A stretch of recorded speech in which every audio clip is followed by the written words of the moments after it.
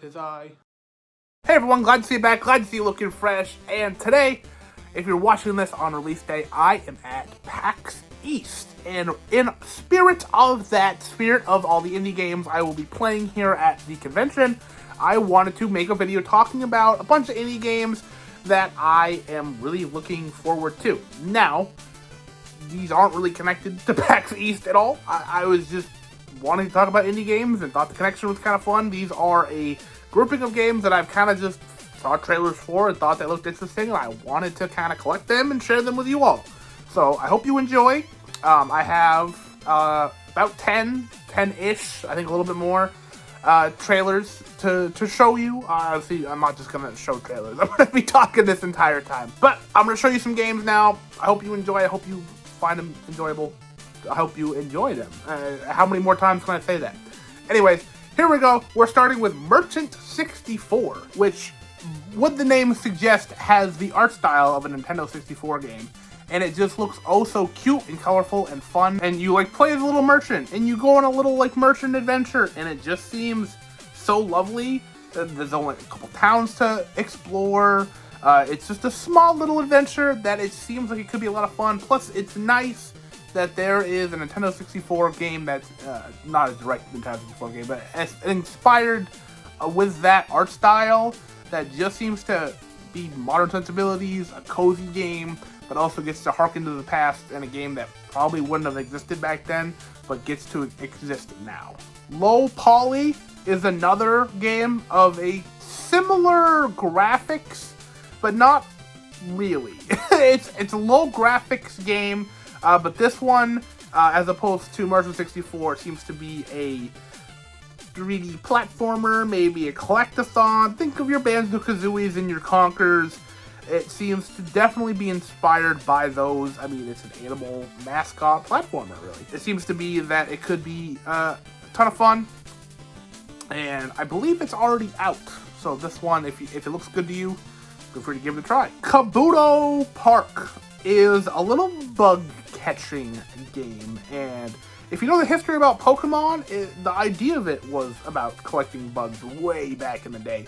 Now, I'm not saying that this game is going to be the next Pokemon, but any game with a collecting aspect and a little encyclopedia that you can fill out seems like it'd be right up my alley. Plus, to add to the Pokemon stuff, there are battles you can do in this game. You battle bugs together specifically. Sometimes I assume you can catch rare bugs, and then they might be better in battle. I have no idea. There seems to be a huge labor of love, and I'm quite looking forward to it. Longvinter, I believe, is another one that's already come out. I just haven't had a chance to pop in with it yet. This one is majorly Animal Crossing inspired. Very much so. In a way, it seems to take that formula and crank it up just a little bit more. There seems to be a bit more ways of decorating, there's exploration. It's not just a single rolling log of a town. There does appear to be a little bit of a world to explore, and also there is a bit of a more hardcore action edge to it. So it seems to be pretty interesting, a pretty cool concept, a big labor of love from, I assume, Animal Crossing fans, and I look forward to trying it. It may be one that, like some Animal Crossing experiences, might be better with friends, but it may also be a ton of fun just by myself, but absolutely I do want to give it a try at some point. Mudbourne is another frog game, much like Low Poly, and this one, though, appears to be a management sim. Not really a 3D platformer at all, not really exploration, but you're doing some management, and if it's like Bear and Breakfast, but a frog and a swamp, I could definitely see this being a lot of fun. Again, I believe this one is out to play now, and so if it looks good to you, like it looks good to me, feel free to hop on in, pun intended, and give it a go. Alright, pumping up some action, Okko The Exiled. Looks like a sort of, think of Shovel Knight, not really a Metroidvania, but more linear levels, Mega Man-esque inspired, I suppose you could say, to where it's more linear. Maybe there's some exploration involved, but definitely some hardcore action. I love the art style. I love the character design. I love a lot about this game. And I think it could be one of those hidden gems, ones that kind of catches fire like a Shovel Knight, and seems to be a lot of people's favorite game. So I'm looking forward to giving it a go. Petal Runner. This was announced a little bit ago. It's been in the back of my head for a bit. I absolutely adore how this game looks. It's sold as like an open world adventure game. Not really any combat involved, just a lot of exploration and some deliveries involved. But I saw that old pixelated style, and it was sold to me. It's like, oh yeah, you're just kind of like a delivery boy, and you're just delivering things to people, and you're meeting people, and you're hearing their stories. It sold me immediately, and I'm excited for it. FRETLESS is sold as a guitar PG from a couple people that or at least one person that I much look up to in the YouTube sphere. Rob Scallon is a musician YouTuber that I've been a fan of for a long time. He kind of commissioned this game. He's been working alongside the developers, and there seems to be a lot of references kind of to him. And I mean, a guitar PG, a music-based RPG, seems like it'd be right up my alley anyways, but knowing where it came from, it seems like it's going to be a ton of fun. Primal Planet is a dinosaur Metroidvania. You play as a caveman, you have to survive in a world of dinosaurs. What about that doesn't speak directly to me? I cannot wait to play this. I think it's going to be one of the best games when it comes out. I'm bursting at the seams, excited for this game, and I think it just is oozing with charm and cool ideas, and just being able to have a new idea in the realm of dinosaur games, excites me. Littlelands seems to be directly inspired from newer Legend of Zelda games where they look like toys, and they have this adorable, cutesy plastic look to them.